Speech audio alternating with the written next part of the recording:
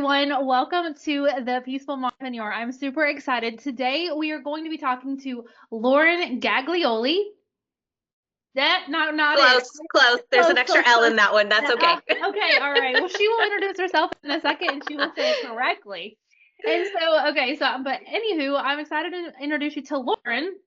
And she is going to talk about SEO, which can be such a scary thought whenever you're thinking about like, how do you get traffic? What does SEO mean? Like, we know what the acronym stands for, but like, how do you actually do it? And it feels like a big, scary thing, but we're going to talk about how it isn't and what we really can do practically with Lauren. So, Lauren, tell us about who you are, who you serve, and why we don't have to be scared of SEO. So it's Lauren Gaglioli, which it's like ravioli. You got to use your hands to say it. It's weird and hard, and so no worries. Um, but I am an online entrepreneur primarily. I say primarily because I've definitely done stuff in the real world as well, craft fairs and things like that in the past. But my first foray into online business was building out an ACT and SAT prep company online that ran entirely through asynchronous online courses. And I had this experience when I built it. I was so excited. And I'm sure you know about this, right? You have this like business baby that you launch out into the world and you're like, everyone's gonna love it. It's gonna go great. And then crickets. And you go, wait a minute. What? And so you have to kind of back it up and go, oh, right, I love it because it's mine. But how do I not only convey its value in the marketplace, but how do I then bring people there when I don't have a storefront on Main Street, a craft fair booth that people are milling by and seeing and being intrigued by? And this is where I think the online space is really tricky for a lot of us, that the mindset quickly shifts from super excited to, uh-oh, I've made a huge mistake. And that's because the inherent play here is you are front loading the effort, especially if you're building out asynchronous offerings. If you have courses or anything that's a product, right? You have to develop that first. And if you do that and you don't yet have an audience, then there can be a mismatch. And then for me, what I found with ACT and SAT prep is that, you know, I I would try to be in the social sphere. I would try to do like lives like my friends would do. And, the problem was I was selling broccoli. Like nobody wanted a community around test prep. And so I was like, well, now I have to figure out something else entirely. And that's where I really tapped in early to learning SEO. And as a solopreneur, it was me doing pretty much everything. My mom and dad helped me. My dad did my books and my mom did my shipping. But everything else was on my shoulders. And as a solopreneur, content creator, course creator, podcast producer, all the things, I was able to drive 16,000 new leads per month to my website using SEO and developing quality content to attract the right leads. And that led me to ultimately the 4-hour work week, making really good money while basically full-time momming, which I loved. And it was thanks to Google and SEO. So when I say you can do it, I mean it because I've done it. And now that's what I do. I sold that company in 2021, and now I'm helping other solopreneurs do just the same.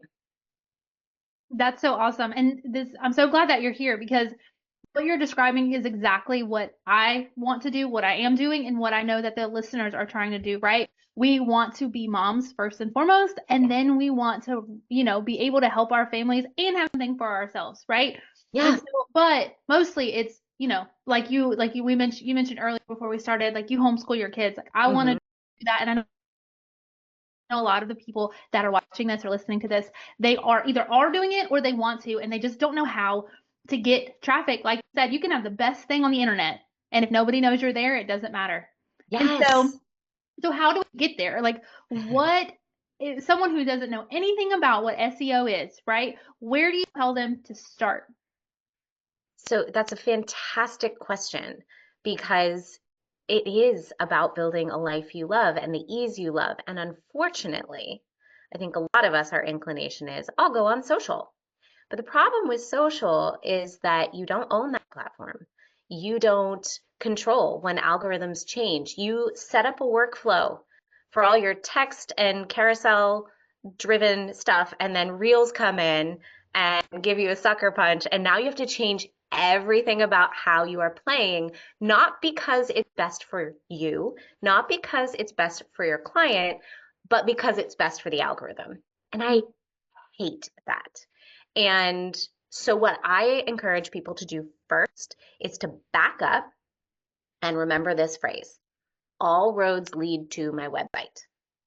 Your website is your most important calling card because it is where you can actually deliver your products and services sometimes, but it's where Google can send traffic. And if your website is clean and clear as an inbound kind of portal, then you can think of social and YouTube and anything else you want to do as outbound marketing, right? But inbound, it is a place where you can stand in one place, you can refine it, you can make it what you want it to be, and it doesn't matter what anybody else says is right or good. You can still stand out so long as you use some SEO best practices. And I say that intentionally because when you start to dig deep on SEO, you go, wow, there's a lot here. And I will tell you, with my first business, I did so much wrong, but I did some right. And that got me on the map. And so it's about taking a few steps, understanding the what, the why, the how, and then starting to do the things that actually work for you and doing enough of the right things that you start to tip the scales in your favor. I also really love thinking about our websites as central hubs because it's how we get people on our email lists, which in the day and age of algorithms, people find you once, that's lovely. Even SEO, right? Especially now with AI coming in and those AI summaries, that's great. However, if you don't have their email, you can't get in touch with them again unless you're paying for ads, and then that becomes a whole other huge spend.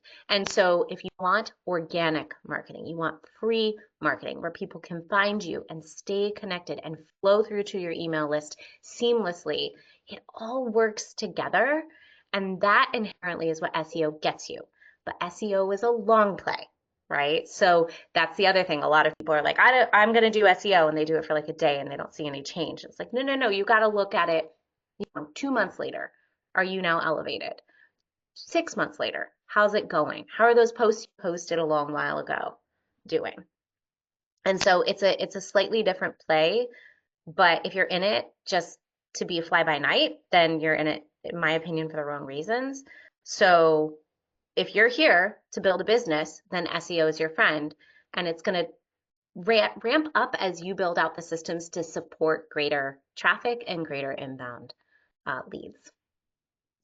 Okay, awesome. That's wonderful. So I loved what you said. All leads lead to your website, right? That's the goal. And then I'll even more so get them on your email list once they get there. Yeah. Because you can sell, like I had a business coach that said, you own nothing but your website and your email list. You don't own your social media. You don't own anything. Doesn't matter. Get them on your email list. Get them to your website. I love it so. And so how do we get them to our site? What does that look like? You said Google, and you're right. SEO can be like this monster thing. But without overwhelming anyone or freaking them out, like, where do we go? So let me give you the number one thing that most people don't do. The last time I checked, there was a report run, I think, or a study done in, I think it was 2021. And it was something like 98.6% of web pages are not indexed by Google. And so that means the lion's share of websites out there aren't showing up in search.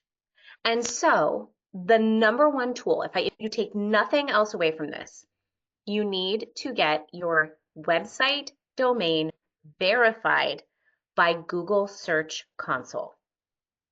There are super simple steps to do this, right? And then the next step that ties in with this is every time you publish new content on your website, this doesn't work for social, you submit that URL into Google Search Console to raise your hand and say, Google, I just created some new epic content. come on over, take a look. And you're raising your hands and telling Google, I have a website that is fresh and findable, and I would like you to crawl it. And so Google Search Console is the number one thing I see that entrepreneurs who have been in the game for a really long time have a ton of content on their site. They've just never done it. They've never set it up in Google Search Console. Once you do that, you can also go in to Bing and just port that verification from Google. Google is right now the leader in search. And so it could change. Perplexity, I know, is like kind of gunning at it. ChatGPT, I have some concerns about like AI. I don't actually use AI in my business because I have concerns about ownership and that sort of thing. However, it doesn't mean that they're not indexing my stuff. And so I assume if it's in Google that the other search engines and AI are going to be picking it up. So you want to make sure that you go into Bing as well and port over your verification in Google. And I know that sounds scary, right? You're like, oh dear, like I have to get into the back end of my website. I have to go to my host and I have to like update my CNAME and all these things. I know it sounds really scary, but don't worry about it. Like you can't mess it up too bad. There's step-by-step instructions, and I think the instructions are literally like 5 steps. It's not that hard. So you can do it. And you should do it to get your website in Google. Yeah, absolutely. That is great advice. I've never heard this. I'm going to do it myself. Yes. Excited about this. Thank you. And so yeah, that's very practical. So let me ask you, right? We're all like everyone. It feels like everyone on the internet is trying to tell you to do all this social media stuff, right? So if pouring all this energy into social media, how would someone, me, someone else, doesn't matter, switch from all of that effort over there to what would the parallel be for your website instead?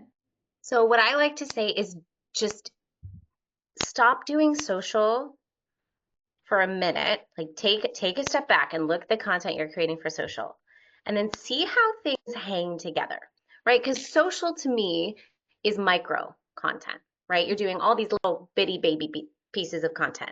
How can you group stuff you've already done into a single robust blog post and then create a blog post out of that? You can even embed your social stuff into your blog post if you want. I personally don't, because I don't want people, if I get them to my website, please don't leave my website. Please stay there, because that's another thing. Google's watching behavior metrics, right? They want people, they correlate. If somebody finds your website, stays on your website, goes to multiple pages, your website must be good. And so you want to keep people on your site once they come to you. So you'll see if you sign up on my website for any emails, you go to a thank you page. In that first email, there are links back to my site, and I'm creating this loop that Google's watching behavior of people on the internet. And if somebody visits my site and hits multiple pages in the first 5 minutes of knowing me, that's a good indication that my content is quality. Somebody's genuinely interested in staying connected. And so what we have to do is think about what we're doing on social. I'm not great on social. I will completely own that. I'm hiring somebody to do it for me because I hate you have to show up every single day and do the thing to make the algorithm work. I don't have time for that.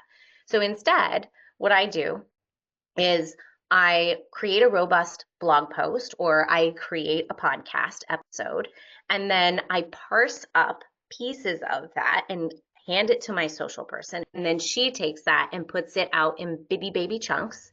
And then we say, hey, do you like this? This is part of a more robust thing over on the website. Comment here and we'll send you the link.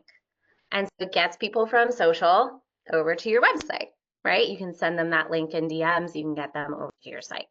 So all roads lead to your website at the end of the day, because if they're not on your email list, you are paying to get in touch with them again, is sort of my assumption. And so I invert the way I create the content. I do the big chunk first and then parse that up and go to social, but you can backsolve that. You can go the other direction. So whatever you like to talk about, tell a story. teach something valuable. I will say in the AI day and age, information is cheap, but easy buttons are expensive. So when you're creating products, when you're creating courses, you have to think about, or services, you have to think about how you are making life easier for people, right? Is it a shortcut? Is it that you're doing it for them, right? So I have consulting clients, I do stuff for them. Or is it a robust program that is a little bit of training, but also some implementation time so that people can ask questions on the fly? So you have to remember that now. This is sort of a new paradigm. Before, information was what we were selling. That's not necessarily as valuable as it once was. Yeah, absolutely. We are definitely switching. And Mm-hmm. I love what you're saying about like creating the big content and then parsing it out on the into the social world. That is what I do because I also really hate Great. social media. But I have never sent someone back to my website, which I will start doing. Yeah. Actually, it's not on my website, it's on my YouTube channel. I'm gonna change all kinds of stuff after this talk. Nice. Like Please report back. I love I will. data on how it's working. Okay, I will let you know. I will let you know for sure. And so would you say that doing some sort of podcast or doing blogging, which one would drive better traffic, or does it matter? Okay, so I will tell you, I love podcasts. I love podcasts. Podcasts are not a good lead gen path because now this again, this can change now with AI. AI can index so much and all these things. It has ears. um, it's a great nurture channel. So you need words to make a podcast rank.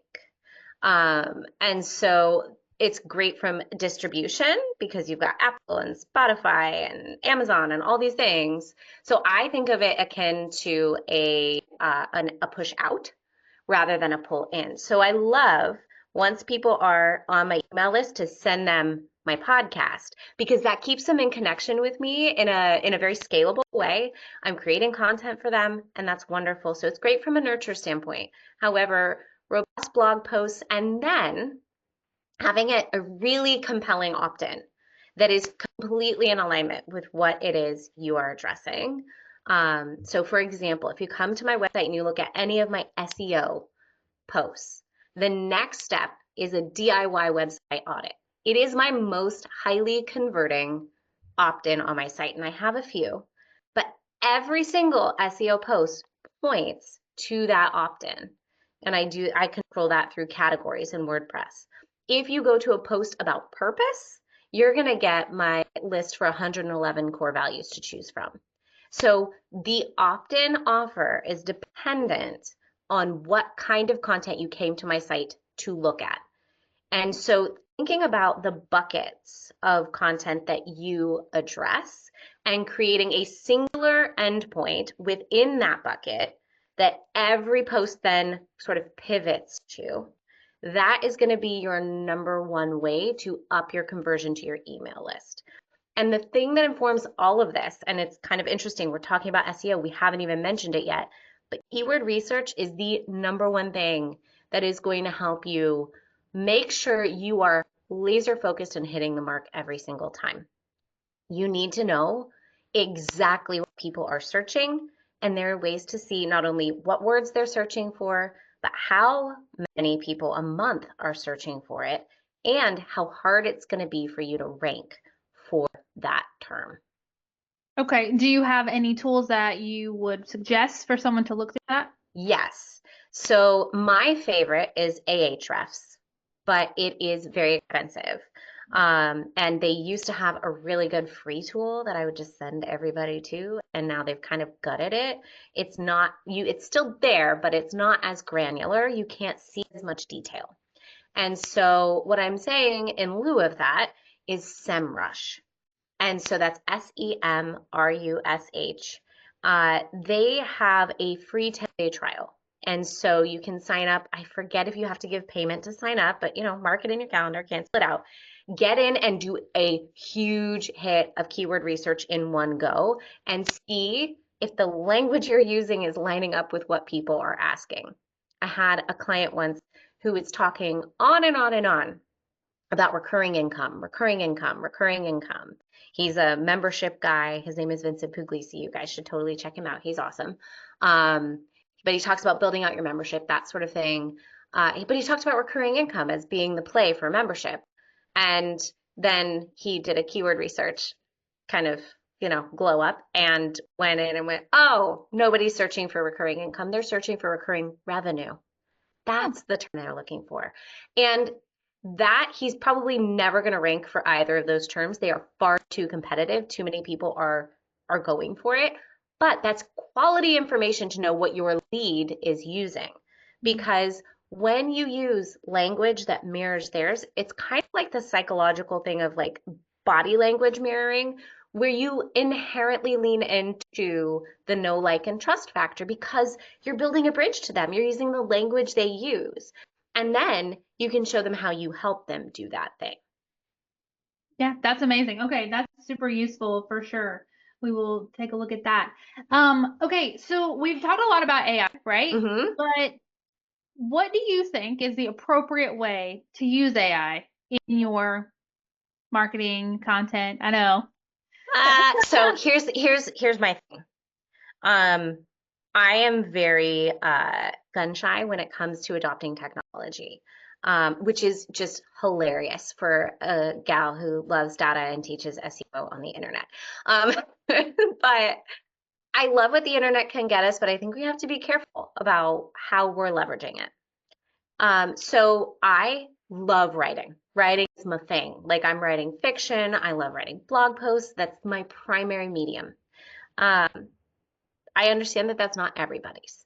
So for me, part of the creative process, it's that like Joan Didion quote, I don't know what I think until I write it. That's my process. And so I'm not going to give that up because I can do it faster. Faster isn't always better. However, for someone who has, say, writing is not their thing, they're more of like a YouTuber. They love to do the kind of spoken word or video. Great.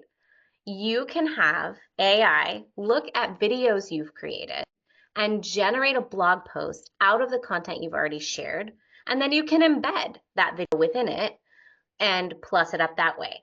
What I would say is if you are doing that, I would feed it original content and have it summarize original content rather than regurgitating everything else out on the internet. I call it the Beigeification of information.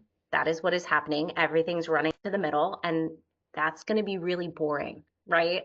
So let your colors show, and then take what it gives you and plus it up. Give it the once over with your own special magic, right? Give it the pixie dust sprinkle. Because if you don't, Google's going to go, this was written by a bot. And also, I think all of us are going to go, this was written by a bot. It's pretty obvious, I think, right now. So you do need to put your own stamp on it. I also think it's really great for people with maybe learning differences or executive function challenges, folks who maybe can't articulate their point really, really clearly and succinctly. Fabulous. Use ChatGPT, write out your first pass, feed it into ChatGPT and have it plus it up for you. And then do another once over. So I think how we use it, it has to be a tool. And how you use the tool is, how effective the tool is. So wield it with caution and care. Yes, absolutely. I agree 100% with you. You can definitely tell if something has been written by ChatGPT if you haven't edited it. I use ChatGPT all the time and I use it for clients and I use it for all kinds of stuff, but I put a lot of information in there about branding and what their voice is, what my voice, where we're going, and then you rewrite it after it writes it. So the prompting is the first step, right? Yes. So yeah, I'm a big fan of it. It makes things much faster, but you're absolutely right. It is beige. It's so boring. And and I have heard coaches, like prominent people that I will not name, say just throw it in there and then put it on the internet. I'm like, what is this? I can't listen to you anymore. And I think it comes from I have a real aversion to hoodie bro marketers. Like more is not more. Sometimes it's less, and just because those, and you see it in the SEO space a lot, like publish a brand new website, put 20,000 pages on it, have it all generated by AI, submit it in this order, and then you'll rank for 4 seconds. And look at you, you got the numbers. And it's like, how long before that doesn't work again? Like, I would rather build on a solid foundation. Yes, absolutely. That's what we're going for. That's Yeah. definitely, we're going for the long haul here, right? Yes. Yeah, someone said, my business coach the other day, he's like, we need the fruit right now, right? What did he say? Watermelon and the oak tree, which I'd never heard before. You want the fruit Huh. now, but you really also need to be growing an oak tree, and it takes time. Yeah. So you have to put that effort into it, which is what we're doing because we want to raise our families and run a business and not die. All three of those things are Yeah. very true. Yes, they are. They're We absolutely might true. be disappointed on one of them, but that's Well, okay. yeah, okay. Not die Eventually. right now. Not right now. Yes. Not because of either one, at least. Right. Yeah. All right. Well, Lauren, this was so great. If you had any other piece of advice to tell a mom with young kids trying to run a business, what would you tell them? You've had 9 healthy days in 2025. Oh my gosh. I'm right there in the trenches with you. I totally get it that some days business doesn't come first. And hustle culture is a liar. It tells you then you'll never make it. And I'm here to tell you, like, give yourself grace, live up to the responsibilities you have for your clients, of course, but also extend yourself grace in the challenging seasons because we're growing oak trees, Yes. not watermelons. That's perfect. Okay. Well, thank you so much, Lauren. Where can we find you? Where can everybody find you? LaurenGaggioli.com is the best place to find me. Everything I do lives there. But if you're curious about maybe like coming in and doing a mastermind session, LaurenGaggioli.com/mastermind. I have these like one-off, it's $25 for your first session. If you want to just come and chat and like, it's called the Phone a Friend Mastermind for a reason. Like, if you just need a lifeline, I got you. So that's a great place to go if you have any questions about SEO, marketing, mindset, the whole nine. We cover it all. That's so great. Okay, awesome. Well, thank you so much. And sorry about not knowing how to pronounce your last name. Totally fine. Nobody does. Some days I get it wrong. Oh, all right. Well, okay. Okay. Wonderful. Well, thank you for being with us. This was great. Thank you so much. It was lovely to spend time with you today. Absolutely.